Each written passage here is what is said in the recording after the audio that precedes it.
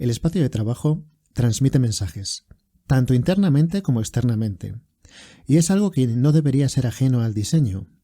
Debe haber una correspondencia entre el discurso de la empresa y el diseño de esos espacios de trabajo y de los mini espacios que lo componen. Sobre todo desde el ámbito profesional se tiende a infravalorar mucho esto del mensaje porque se considera algo que es ajeno a la profesión y sin embargo es una herramienta de una gran potencia. Vamos a intentar explicarlo un poquito al menos en este episodio del podcast. Bienvenido, bienvenida a este nuevo episodio del podcast Entre Lápices y Pantallas,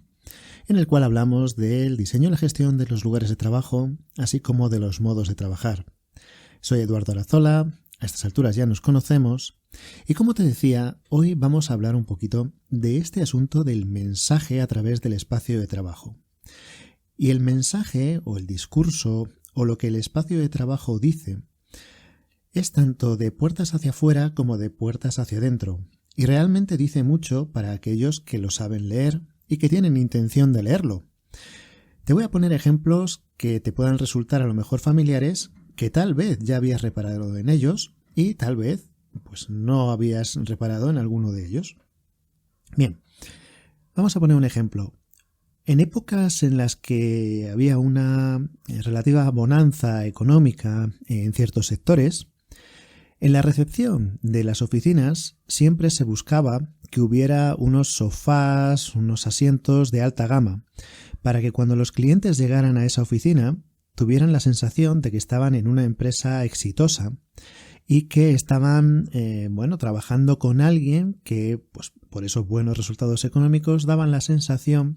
de tenerlo todo bajo control y de tener una gran profesionalidad. Cuando esa bonanza económica, al menos relativa, pues cambió y llegaron épocas de crisis, ese discurso, ese mensaje que la recepción daba a las personas que llegaban a la empresa y se sentaban en un sofá que era muy caro, muy costoso, pues podía ser algo que no se quisiera transmitir. Y entonces hubo empresas que se dedicaron a cambiar esos sofás de alta calidad por otros que no tuvieran tanta calidad y que transmitieran una sensación más de responsabilidad económica, vamos a decirlo así, porque en épocas de crisis no tenía mucho sentido trabajar con empresas que se dedicaran a gastar el dinero en elementos que se consideraran superfluos como pudiera ser la calidad de los sofás de la recepción. Y esto en muchas ocasiones no era algo real y lo puedes ver fácilmente. Imagina que tú tienes en tu recepción 5 sofás que te han costado una milenada y por cambiar de mensaje los tiras o los donas o lo que sea o los vendes o cualquier cosa y compras otros que te cuestan menos que los anteriores, pero es que los anteriores ya los tenías. Y convendrás conmigo en que en muchas ocasiones el mobiliario de alta calidad tiene una durabilidad bastante grande y muy probablemente no necesitarás cambiarlos. Podías seguir con ellos a coste cero porque ya los tenías. Sin embargo, las personas que entran en tu recepción pueden pensar que como tienes esos sofás de alta calidad, estás gastando demasiado dinero en imagen y que deberías tener algo más de sujeción a la hora de gastar. Por eso, pues cogías y tirabas esos sofás o los guardabas para otras épocas o lo que fuera y hacías otra inversión adicional en sofás que fueran de menor coste y que dieran la sensación a la gente que llegaba a tu oficina que realmente estaba siendo responsable con los dineros, ¿no? Es un ejemplo bastante sencillo y bastante real de cuestiones que se hicieron. Dentro del mundillo de los espacios de trabajo, no solamente es una cuestión de puertas hacia afuera, sino que también de puertas hacia adentro. Y lo vemos muy habitualmente en cuestiones que no son directamente del espacio de trabajo, como pueda ser pues cuestiones de teletrabajo, de flexibilidad de horarios o incluso en beneficios que se dan dentro de la empresa a la hora de las comidas, desayunos,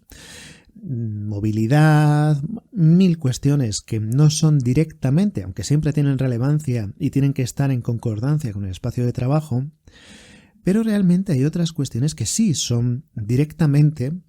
derivadas del propio espacio de trabajo. Una de ellas es ese carácter más o menos jovial o más o menos serio o más o menos tradicional o más o menos moderno que se quiere dar según la apariencia que tiene la propia oficina. Y esto muchas veces lo habremos notado y lo conocerás, sobre todo porque se hace mucho hincapié en cuestiones tales como los códigos de vestimenta de empresas que tienen esta normativa de que se tiene que vestir de una determinada manera, sea para un corte más o menos clásico, donde las personas pues tuvieran que ir, pues, yo qué sé, con corbata, y sin embargo hay otras empresas que por dar la sensación contraria, pues efectivamente sus directrices, que también las tienen, van más en otra línea en la que, por ejemplo, pues se tenga que evitar llevar, imagínate, la corbata o dar esa sensación de empresa más clásica. Sin embargo, esto no solamente se restringe a cuestiones de estética de vestimenta, sino que el propio espacio también lo dice.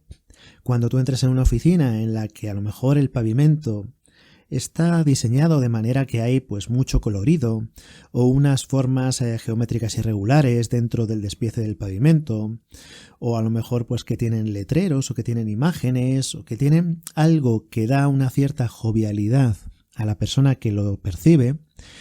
realmente lo que estás intentando transmitir es que esa empresa tiene una especie de aura o de intención de ser algo menos formal en el sentido del clasicismo. Sin embargo, cuando entras en una empresa en la que tal vez pues todo el pavimento fuera, pues de mármol, o sea a lo mejor pues de algún tipo de madera uniforme o de algún tipo de despiece clásico, realmente lo que te está transmitiendo ese lugar es que estás ante una empresa que tiene un cierto corte, un cierto tinte clasicista o que intenta dar una imagen de seriedad a través de ese tipo de pequeños mensajes. Ocurre lo mismo con el mobiliario. No es lo mismo entrar en una empresa en la que encuentras un espacio abierto con mesas que tienen todos el tablero blanco o incluso tableros de colores, o a lo mejor los tableros son todos blancos pero las patas de las mesas son de colores, o las sillas son con respaldos o asientos de colores, o con formas a lo mejor muy pregnantes y que intentan alejarse del sentido clásico, de la estética clásica. Eso, compáralo con cuando entras en una oficina en la cual pues todo tiende a tener esos colores de madera y esas sillas que tengan ese corte clásico, muy reconocible, en un entorno en el que todos los acabados tienden a ser más o menos hacia una cierta línea, en el que a lo mejor ese mobiliario clásico también está sobre un suelo que tiene esa apariencia clásica, o unos revestimientos de pared que tal vez estén orientados hacia la piedra o hacia la madera uniforme, de tal manera que todo ello acaba teniendo esa estética de empresa, vamos a decir, de corte clásico. Lógicamente todo esto es matizable. Hay revestimientos que tienen un aspecto de madera que no tienen nada de clásicos, y pavimentos que puedan ser cerámicos y demás que no tienen nada, pero nada de clásicos, y al contrario. Simplemente estoy poniendo un ejemplo que te pueda venir a la mente de manera sencilla. Todo esto evidentemente es matizable al 100%. Tanto que puedes revertir la situación de cualquiera de las oraciones que estamos diciendo en este momento y pensar en oficinas con cualquiera de estos materiales que den el aspecto completamente contrario. Pero más allá incluso de lo que es una cuestión meramente estética en cuanto a lo que pudiera ser el color del pavimento, imagínate que entras en una oficina en la que, siendo por ejemplo todo el pavimento de moqueta, sea moqueta gris uniforme, o entres en una oficina en la que haya pues en el suelo figuras geométricas de colores muy pregnantes, muy disímiles entre sí, sobre un fondo oscuro, sobre un fondo claro. Realmente el material es el mismo, pero con los colores estás transmitiendo algo completamente diferente. No vamos a entrar, por lo menos en este episodio, en cuestiones de psicología del color, porque no me voy a referir aquí a la psicología del color como tal, sino a algo que podríamos entender como un mensaje social dentro del color. Lo llevo mencionando muchos años, y no es algo que haya inventado yo ni muchísimo menos, simplemente que entra en la conversación desde hace muchos años, y es que hay colores que se suelen asociar más con según qué cosas. Y te pongo un ejemplo muy sencillo. Es muy habitual que cuando estás planteando el mobiliario de una oficina, pues haya que elegir los acabados, y a la hora de elegir esos acabados, o incluso los modelos del mobiliario, vamos a poner el ejemplo de las mesas, pues que se diga, oye, pues vamos a poner la misma mesa para todo el mundo, el mismo modelo de mesa para todo el mundo, simplemente que para los puestos en staff, pues vamos a tener un tablero blanco, y luego ya para los puestos de manager o de dirección, aunque sea el mismo modelo de mesa, va a tener un tablero en algún tipo de estética de madera oscura, o a lo mejor un color liso pues más oscuro, o a lo mejor se le cambia lo que sería la estética de la estructura de la mesa para que sea más oscura. ¿Por qué? Porque desde siempre se asocia a que esos colores oscuros van más ligados hacia un estatus de dirección que los colores claros. Evidentemente esto es algo que se puede rebatir y que me puedes decir, oye, pues yo diseño de otra manera o en mi empresa se hace de otra manera. Claro, si no te estoy negando esto, por supuesto. Pero en general, una misma mesa en color blanco y una misma mesa en un tono oscuro de tablero, si tú preguntaras a 1000 personas cuál de esas dos mesas está dentro de un despacho de dirección y cuál está en un espacio abierto, te encontrarías con que una gran mayoría asociaría el color oscuro del tablero con una zona de dirección, con un despacho o con una mesa para alguien de una jerarquía más alta dentro de la organización de la empresa.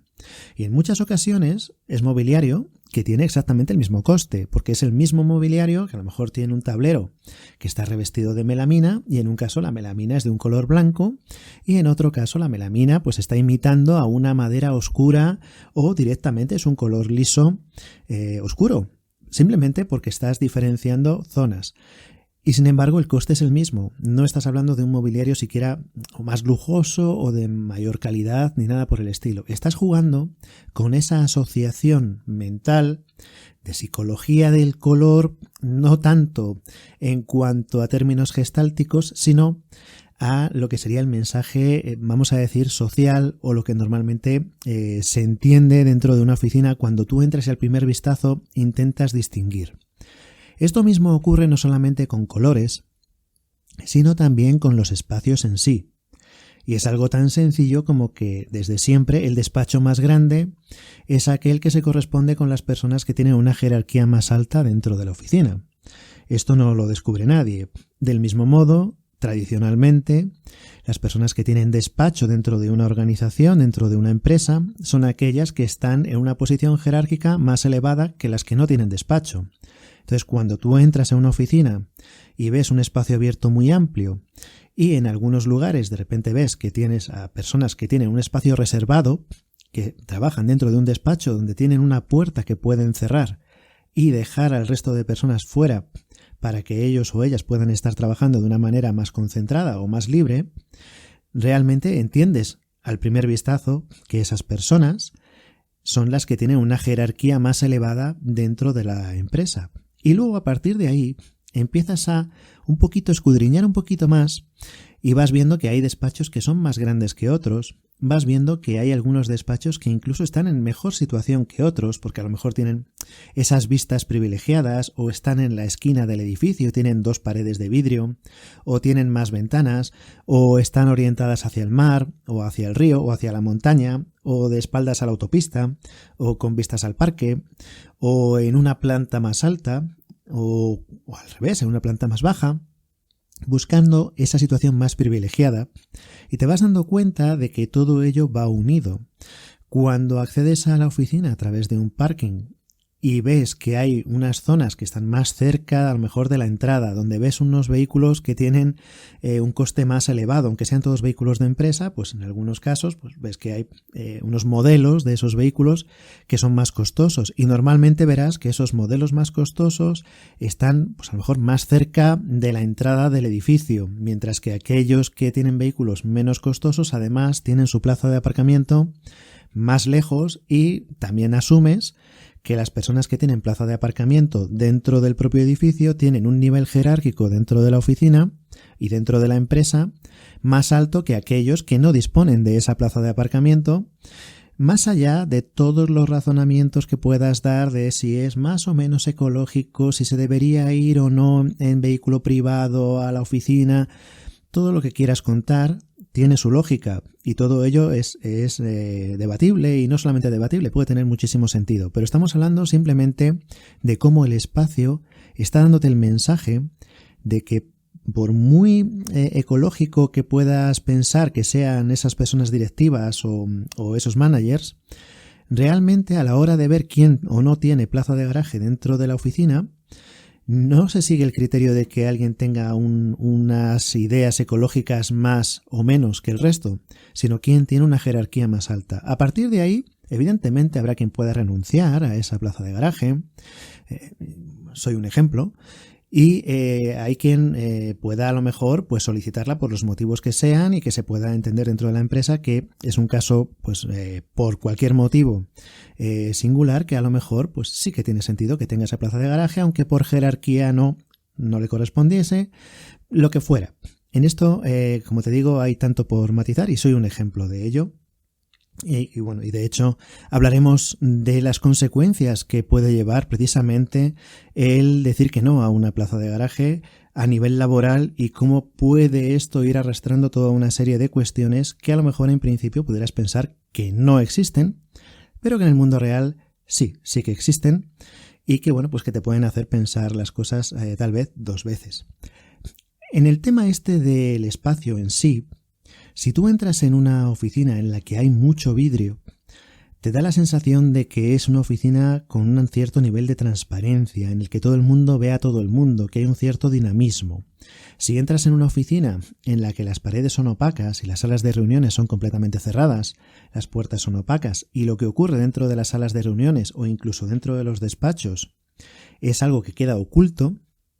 la sensación que tienes es completamente diferente, como que hay menos trabajo en equipo, como que la jerarquía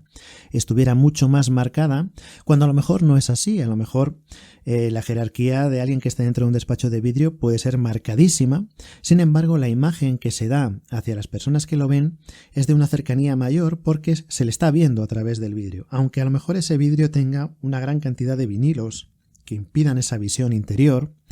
Realmente el uso del vidrio lo que te está intentando dar es ese concepto de transparencia que no solamente es visual, sino que también se asocia con una mayor cercanía. Como decíamos antes, no es lo mismo entrar en una oficina en la que veas una cuadrícula de despachos, que todos están en la fachada ocupando todas las ventanas y que luego toda la oficina en abierto, ese open space, está en segunda fila detrás de las ventanas, por lo tanto no tienen ventanas, que hacerlo al revés, en donde ves que hay una batería de despachos o de salas de reuniones que estén en el centro o en la parte de atrás de la fachada y esa primera línea de fachada quede para toda la oficina en abierto. El mensaje que se da es completamente diferente. De a quién se está dando la prioridad de tener esas mejores vistas o esa luz natural. Incluso está muy bien pensar si tiene sentido que los despachos estén en segunda línea si las personas que ocupan esos despachos tienen a lo mejor el privilegio de tener que ir menos a la oficina. Y por tanto se está siendo congruente con que las personas que todos los días tienen que estar X horas en la oficina, sí o sí, tengan un puesto dentro de ese espacio que sea más privilegiado que aquellos que, además de tener un despacho que ya de por sí es más privilegiado,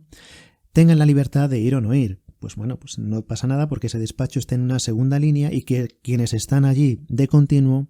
estén más cerca de las ventanas y que puedan, entre comillas, disfrutar más de mejores vistas, luz natural, ventilación natural, etcétera, etcétera. Estás dando un mensaje de congruencia con todo lo que está pasando dentro de la empresa. Y es algo que veremos de manera muy habitual. El espacio habla. Y no solamente habla de manera externa, sino también de manera interna.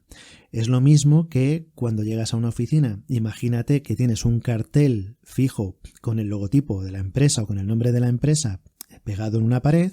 o que tienes una televisión o una pantalla que está mostrando el logotipo y algunas imágenes, o que tienes un proyector que está sobre una pared marcando ese logotipo o esas imágenes, o que no solamente sea eso, sino que sea una especie de sala inmersiva donde paredes, techo, suelo tienen un componente multimedia muy elevado. Lo que está diciendo la empresa es que le concede más o menos importancia a un cierto grado de apariencia tecnológica, que en algunos casos puede ser positivo para el negocio y en otros casos puede ser negativo para el negocio, dar esa sensación de exceso tecnológico, que muchas veces es simplemente algo aparente y no tiene nada que ver con lo que se está haciendo detrás, pero el mensaje que se da existe y por tanto queda de cara de la empresa y del diseño de ese espacio el dar ese mensaje o no darlo. Hay empresas que tienen una dotación en sus oficinas de corte tecnológico y de comunicaciones y multimedia para salas de reuniones enorme y sin embargo la apariencia es clásica. Puedes tener paredes de madera o de apariencia de madera y sin embargo luego tener unos equipos y una acústica y un tratamiento para realizar unas presentaciones dentro de las salas excelente, o unas telecomunicaciones internas y externas excelente dentro de un edificio que a lo mejor es incluso de corte histórico. Claro que se puede. Lo que estoy diciendo es el mensaje que se da. A lo mejor esa empresa lo que quiere es tener las prestaciones de ese equipamiento tecnológico muy elevado, pero no lo quiere convertir en mensaje. Quiere dar la apariencia de que es una empresa que da un cierto valor al clasicismo, a lo mejor en la forma de trabajar, porque quiere tal vez a través de ese clasicismo mostrar o vender una cierta fiabilidad que ellos entienden que va asociada a esa imagen y sin embargo tecnológicamente estar muy avanzados. Y también ocurre exactamente lo contrario. Empresas que venden una imagen muy tecnológica, muy entre comillas moderna o de vanguardia y sin embargo luego los métodos de trabajar son completamente clásicos, rígidos, y bueno, pues que podrían ser perfectamente asociados con otro tipo de estética. Pero saben perfectamente estas empresas que el espacio de trabajo está dando ese mensaje. Y no solamente, como digo, externo, sino también interno. En alguna ocasión hemos hablado ya, y de hecho yo tengo un libro entero hablando de ello, que se llama Conseguiría un despacho, que espero que si te interesa el tema hayas podido leer, en el cual la propia existencia de los despachos da esa existencia de aspiración y que las personas que accedan a la empresa puedan decir yo algún día ocuparé un despacho aquí en esta empresa porque conseguiré ir ascendiendo a base de mi buen trabajo, etcétera, y se convierte en algo aspiracional. Mientras que si de entrada esos despachos no existen, no digo que no pueda haber aspiraciones dentro de la empresa, pero van orientadas en otro sentido. Van orientadas tal vez a tener una mayor flexibilidad horaria, o a no tener otro tipo de restricciones que a lo mejor de inicio se tienen. Siempre existen los mecanismos y el espacio de trabajo y los modos de trabajar tienen que ir siempre unidos y suelen también arrastrar, como digo, este mensaje o no solamente arrastrarlo, sino que es algo que se tiene que utilizar a la hora de diseñar. En muchas ocasiones los profesionales del diseño de los espacios de trabajo suelen acudir a clichés simplemente por copia, porque es lo que se lleva, porque es lo que ha hecho tal empresa tecnológica en tal país anglosajón o porque esto es lo que he visto en tal o cual revista. Y se intenta pues colocar en cualquier parte sin analizar ni cómo es el negocio, ni el mensaje que la empresa quiere dar, ni el mensaje que realmente está dando ese espacio de trabajo. No te digo ya externo, que muchas veces es algo que se restringe a la zona de recepción o la zona donde se espera recibir visitas, sino internamente, para el funcionamiento interno de la empresa, lo potente que es que el espacio de trabajo esté diciéndole a las personas que allí están llevando todo su tiempo y su esfuerzo, en qué sentido se está dialogando con ellos a través del espacio. Creo que es algo que es muy potente, da para muchas cuestiones, da incluso para algunas sesiones que hacemos donde explicamos a diseñadores y clientes lo que significan algunos de los tips habituales que se suelen utilizar, pero quería dedicarle un episodio a este podcast simplemente para abrir el debate, para que vosotros también podáis decirme cuál es vuestra opinión, cuál es vuestra experiencia y desde luego si es un tema que os interesa, pues volver a hablar de él próximamente en un futuro próximo. Como siempre, repito, lo más interesante son vuestros comentarios, que como siempre espero. Y nos escuchamos en el próximo episodio. ¡Hasta pronto!